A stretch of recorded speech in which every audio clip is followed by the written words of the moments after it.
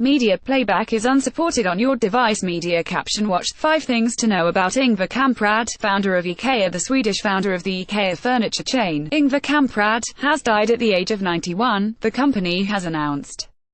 Mr. Kamprad, who pioneered flat pack furniture, died at his home in Småland, Ikea confirmed in a statement. The company said that Mr. Kamprad was one of the greatest entrepreneurs of the 20th century. The billionaire, who was born in 1926 in Småland, founded Ikea at the age of 17. He used some money his father had given him as a gift for performing well at school despite his dyslexia.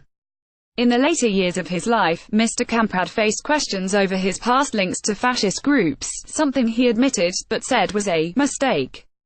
Image copyright Ikea, Paul Barendag. Image caption. Ingvar Kamprad said there were many reasons why he loved his business. In a statement on Sunday, Ikea said that Mr. Kamprad had peacefully passed away at his home. He worked until the very end of his life, staying true to his own motto that most things remain to be done, it added.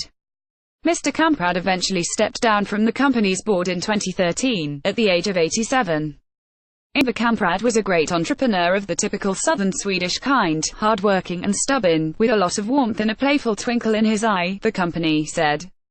His company's designs became popular in part because of their simplicity and value. Mr. Kamprad is reported to have come up with the idea of flat-pack furniture after watching an employee remove the legs from a table in order to fit it into a customer's car.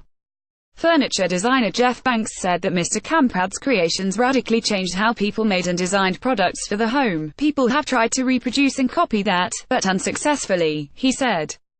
Mr. Banks added that the designs produced and sold through the retailer made good use of recyclable products, adding that Mr. Kamprad was head and shoulders above the rest. Image caption. Ikea has expanded to operate all around the world, including in China. Mr. Kamprad was renowned for his devotion to frugality, reportedly driving an old Volvo and traveling by economy class. In a 2016 interview with Swedish television channel TV4, Mr. Kamprad said that it was in the nature of Småland to be thrifty. "If you look at me now, I don't think I'm wearing anything that wasn't bought at a flea market," he said. He told the channel that he built his business on a local ethos. "We have Småland in the blood, and we know what a krona is, even though it is not as much as it was when we bought candy and went to elementary school," he said, referring to the Swedish currency. People took to social media on Sunday to pay their respects to the greatest Swedish entrepreneur to have ever d.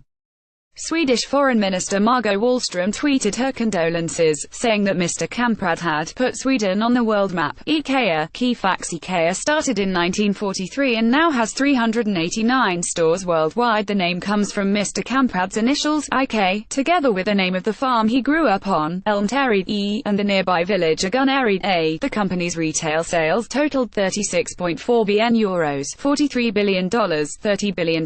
In 2016 its flat-pack furniture became iconic both for its affordability and for its picture-based assembly instructions. Ikea has remained privately owned under a Dutch trust operated by the Kamprad family. Its complex business structure has drawn controversy, and the European Commission said last year that it had launched an investigation into Ikea's tax arrangements.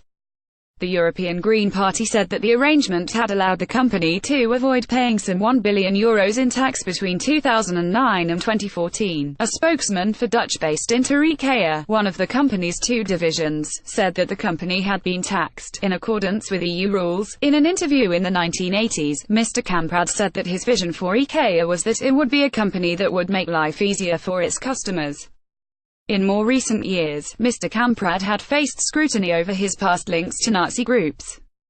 The tycoon revealed some elements of his past in a book in 1988, admitting that he was a close friend of the Swedish fascist activist Per Engdahl, and a member of his New Swedish movement between 1942 and 1945. He said that his involvement was youthful stupidity and the greatest mistake of his life.